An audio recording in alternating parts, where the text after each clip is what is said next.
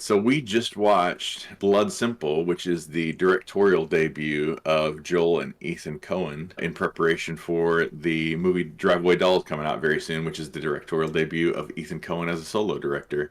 So we'll have a lot more to say about that in just a second. What do you want to do? Let's all go to the lobby. Let's all go to the lobby.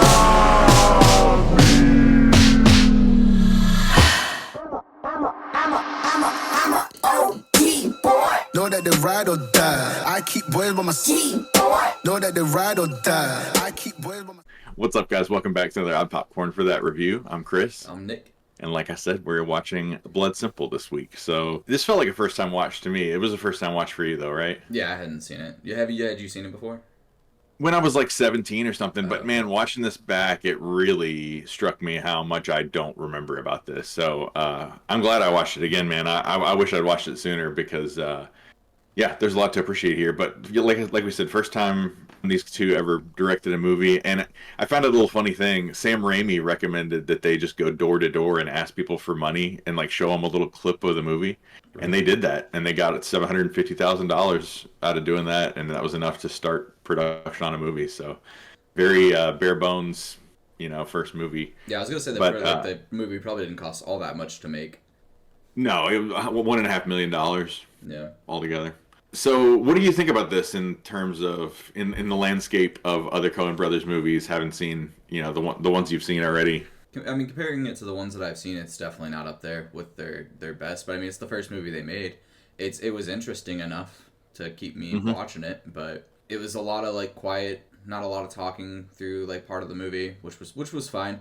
And it's like nice to see kind of like the things they've kept doing in their movies since this one, and things that have kind of been cut out. Like there was definitely some things that I was noticing, like the kind of like cheesy background '80s music in this one.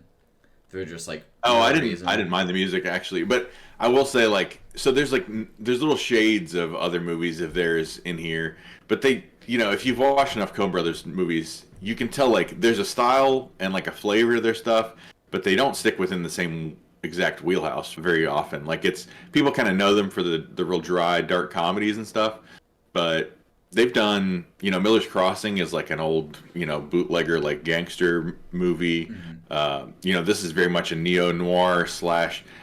This almost ventures into horror thriller territory. Like it had my heart pounding sometimes, and maybe more so than any other movie of theirs. Although I was getting shades of No Country for Old Men in this because you Yeah. have the lead character so stoic and quiet and like, just this kind of solitary man on his own and whatever.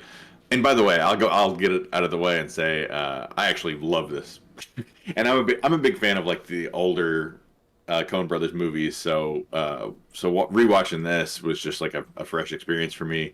And maybe I wouldn't put it up there as high as something that I like absolutely love, like Oh Brother Where Art Thou or The Big Lebowski. But I think it's in there with like Barton Fink and Miller's Crossing and some of those movies. And sometimes they go over the top with the campy comedy.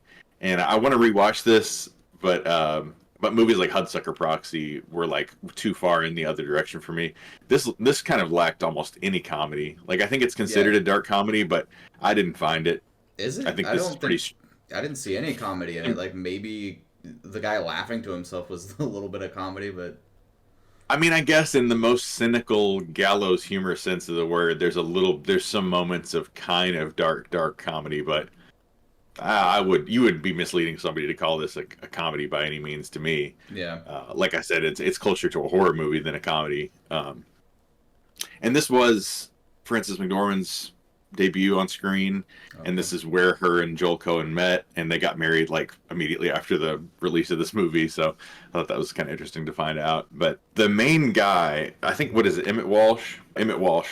Man, that guy's just a great character actor to see. Like every time you see him on something, he's kind of playing the same character every time. But I just eat it up. I like that guy a lot in things, Yeah, and I he's think been he in plays it. a really good like sinister character. And I think Dan Hedaya, who plays Marty or Julian, really did a good job of making you hate him. But Yeah. also then like when things turn, you do feel a little bit of sympathy for him too. So it gets crazy. But the biggest thing about this movie is And I think the thing that makes me compare this the most out of all Coen Brothers movies to something like Burn After Reading, actually. And I got his number. I got his number. Is that it's just such a simple. It starts out with such a simple story, and things just get so messy and complicated and tangled up because of misunderstanding and people just not saying things when they need to say things. And I almost dare you to watch this movie and not scream at this main character a handful of times because of the things he's not saying. Well, it's not even like the things that they're not saying. It's the fact that like they just keep staying in these situations when they could leave multiple times. It's like, you didn't have to do this. You could have just walked away or left the room to get away from somebody or something. I mean, if it wasn't... So there's things that Emmett Walsh's character does that make it more than just this, but it's almost just a misunderstanding leads to a misunderstanding, leads to a misunderstanding, and then ends with a misunderstanding. And the last moment of the movie is the first moment of clarity of her being like, oh, like it's not... I was mistaken this whole time. But it's like nobody has a real grasp on the full story except the audience. Mm-hmm.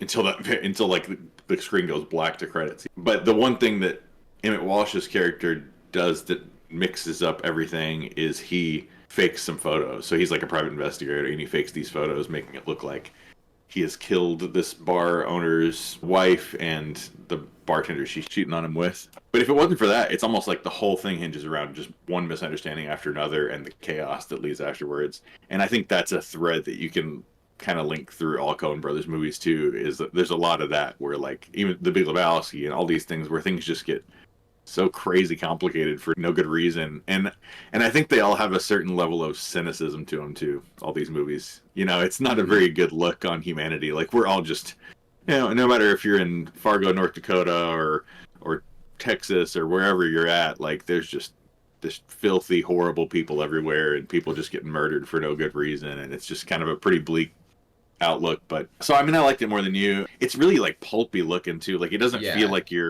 it doesn't look like you're watching a Coen Brothers movie. It looks like a real gritty old shoestring budget pulp thriller or something like that. And it almost felt like, just because we just watched these recently, but it reminded me a lot more of some of these old Giallo movies than I would ever expect a Coen Brothers movie to. But I mean, I know they're just fresh on my mind, but it was just kind of funny being like, man, I almost feel like I'm watching like, you know, Deep Red or Suspiria or something right now.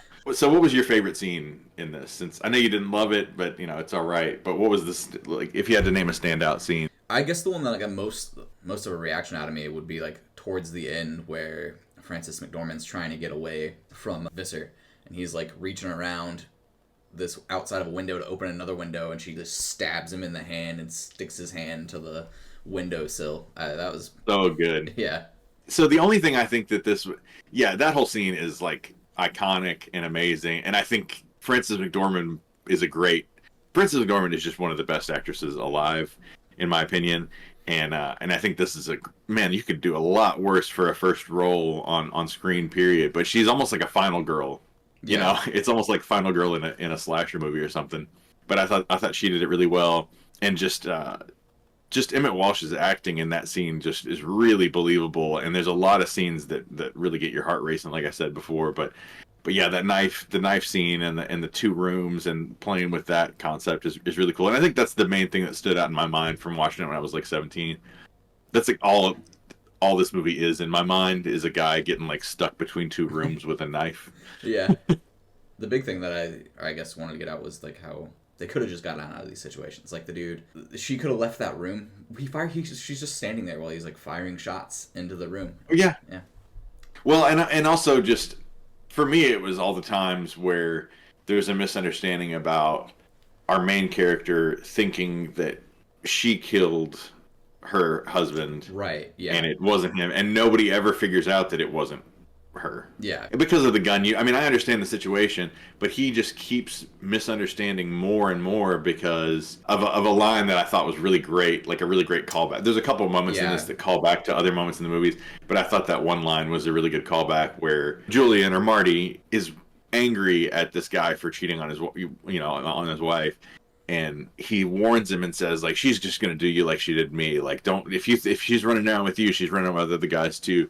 And if you ever think something's up, she's probably gonna say something real sweet and innocent, like, I don't know what you're talking about. I didn't do anything funny. Mm-hmm. And then at the end, she, you know, right, like near the end, she says, I didn't do anything funny. And that's the thing. It's like he's about to say something, and then that's him deciding, oh, she is screwing me over and trying to frame me for this and all this. Yeah. And it's so frustrating. It's like the good kind of frustrating though, but it's just so frustrating to watch because it's like, oh man, if you guys understood what was going on. Yeah. But there's just no knowing that that's what's going on. Nobody meets the private investigator guy, really. Yeah, You know, yeah. besides the man who hired him, and he's dead. So.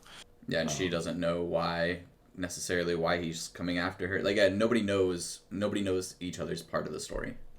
Right. Yeah. Just a huge. And it reminded me of the end of Burn After Reading when J.K. Simmons is like, "What did we learn here? Like, this is just a big mess." You know.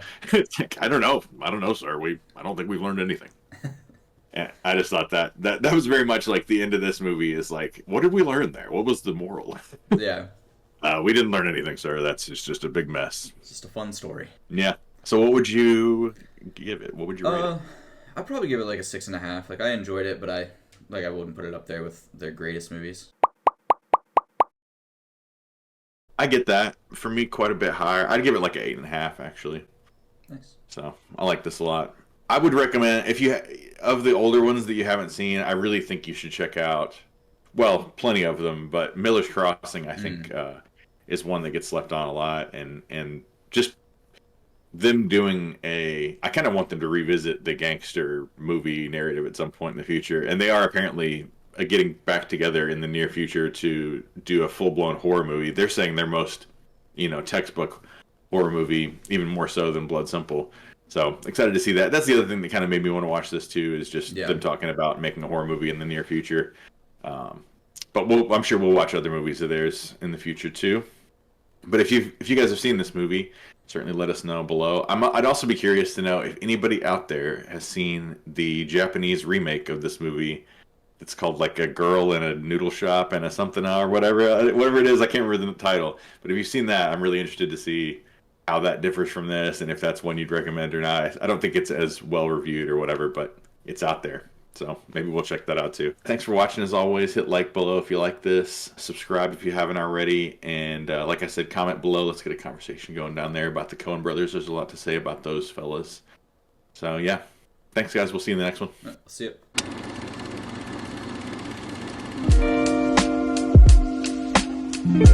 you.